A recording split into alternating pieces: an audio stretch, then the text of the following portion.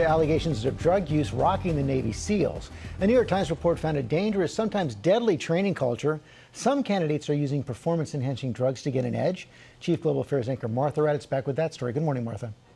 Good morning again, George. The Navy SEALs have faced criticism for the intensity and some say brutality of their selection program, with at least 11 men dying over the past several decades. But this allegation of drug use to enhance performance adds a new and dangerous twist.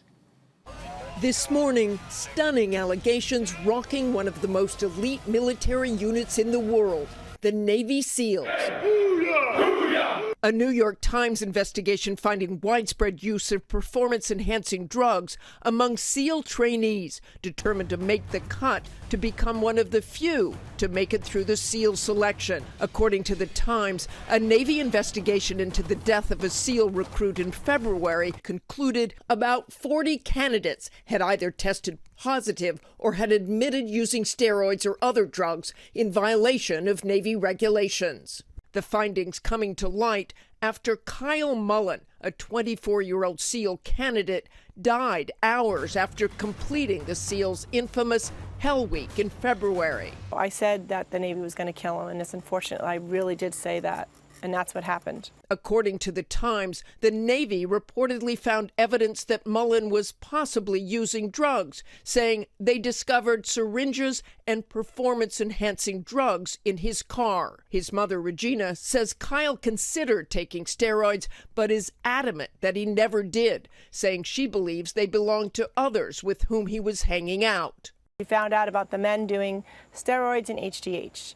And I was not happy about that, of course. And he said that he felt that he may have to do it to get through Hell Week. And apparently he talked to his brother, and his brother told him that he never had to do that before in his life. Why start now? And if others could get through it without it, he should be able to too. He was a natural athlete. Mullen's autopsy, performed by a U.S. military medical examiner, showed no signs of drugs in his system at the time of his death, citing the cause of death as bacterial pneumonia. Mullen was seen coughing up blood and repeatedly receiving oxygen throughout the week after grueling training meant to push candidates to their mental and physical limits. His mother says he was abandoned at his weakest moment right after Hell Week was complete. Ultimately, if he would have been sent to the ER or hospital right when he secured Hell Week Friday morning, he'd be alive today. And you can have every conversation in the world and debate about the training and what people are calling torture and everything else, but at the end of the day, they didn't give Kyle the basic medical care. And that's what this is all about, and that needs to change now.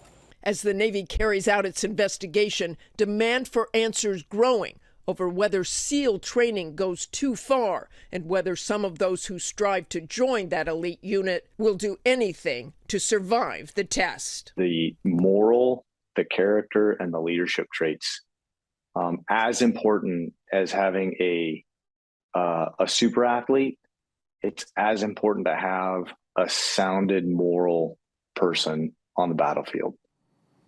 The Navy issued a statement about the death of Kyle Mullen, saying they continued to examine events leading up to his death, including medical practices, prohibited performance-enhancing drug testing, and safety protocols. Michael? It's tragic, Martha. Thank you so much. Let's bring in ABC News contributor and former Defense Department official, Colonel Steve Ganyard. And Colonel Ganyard, let's get to the other part of this, which are the allegations of performance-enhancing drugs, which critics say is directly related to the difficulty of the program.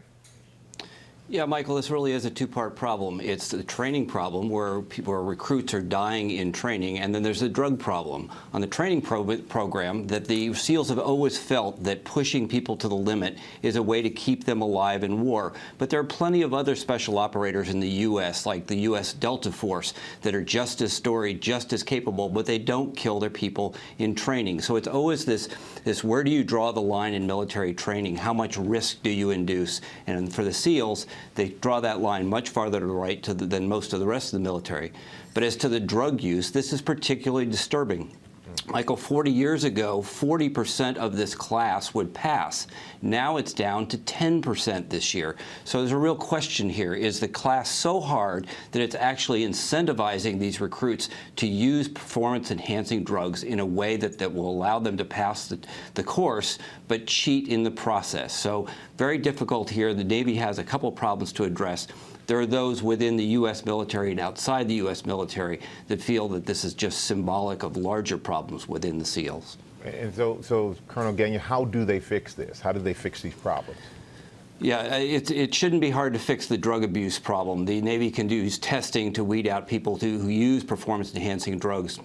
But the Navy has long resisted calls to change their training. They believe that it's what's best, it's what keeps their people alive. So I don't think that this will be the last time we see a recruit death. All right, Colonel Steve Gagnon, thank you so much for your time.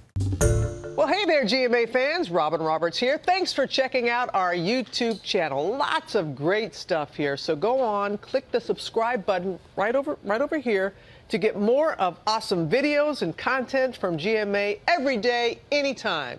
We thank you for watching, and we'll see you in the morning on GMA.